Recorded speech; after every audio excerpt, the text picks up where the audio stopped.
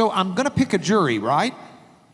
When I pick a jury, how many of you have ever gone down for jury selection? Okay.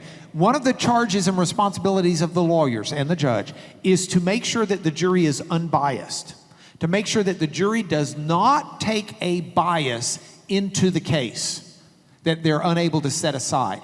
That's the primo thing ever as a lawyer I've got to do every time all over the country.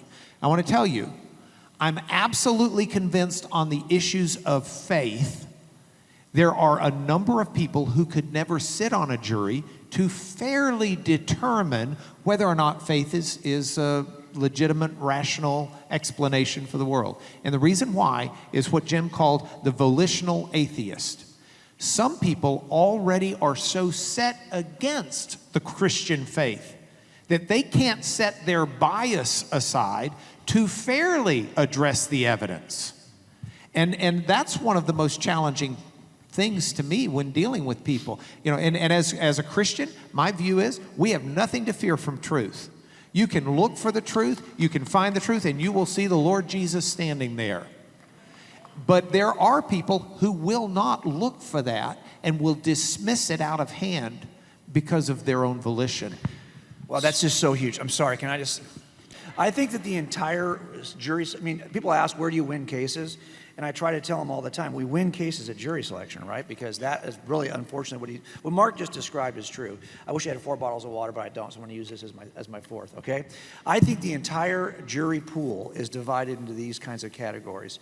You have people who are pro-prosecution. No matter what you say, they are pro-prosecution. They had a good experience with law enforcement. There are people who are pro-defense. They've had a bad experience with law enforcement. I get that. These two groups are divided in half.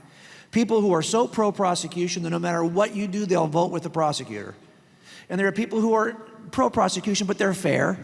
They'll consider the evidence. Then there are people who are so pro-defense that no matter what you do, they'll never vote for you as a prosecutor. And there are people who are pro-defense, but they're open. 1, 2, 3, 4. What we're trying to do, we all get preemptory, exactly. You're trying to eliminate the edges. So what's happening here is that if I got a defense attorney, he does not want that guy. He'll never vote for him. And if I'm a prosecutor, I don't want this guy. I want groups 2 and 3 because they are going to at least be fair. Now, it comes to sharing our faith. The entire world is broken into 2 groups. Believers, unbelievers. Those are also broken into 2 groups. Some believers are so committed to this that they don't even care if you got the body of Jesus and drug it around town in front of them. They are still going to believe because they don't care about the evidence. Then there are people who are having questions. They're believers, but they have questions.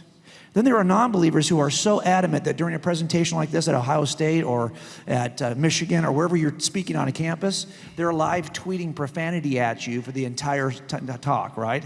I've had that happen. Me too. There you go. Last, That's from your own congregation. Last Sunday. That's not right. And then you have people who are non-believers, but they have questions. Now, it turns out, as I'm speaking about the gospel to people, I recognize that I'm talking to all 4 groups, but only these 3 are paying attention. I call this the 3-quarter principle.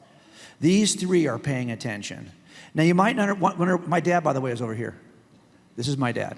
This is where I was for 35 years. So here's what I've discovered happens here, is that in the end, I have to preach to group 1 because they don't even think there's a need for evidence.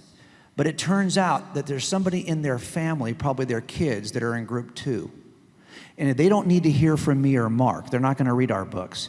They need to hear from you. Because their first apologist they need to encounter is their mom or dad who can answer their questions. And if you're not ready with the answers in group 1, you're not going to be able to help anybody in group 2. Of course, I want to reach the people in group 3. Group 4 is a stone wall that all they're going to do is curse at me. But I still have something I have to do with this group. This is where we are praying and modeling Christ. So I, for my dad, can be praying for him and modeling Christ for him because someday God is going to move my dad into group 3. And when he does, my conversations will come back to mind. And this will be valuable. So yes, I take groups of students to UC Berkeley. The last trip was last week with Sean McDowell, another apologist.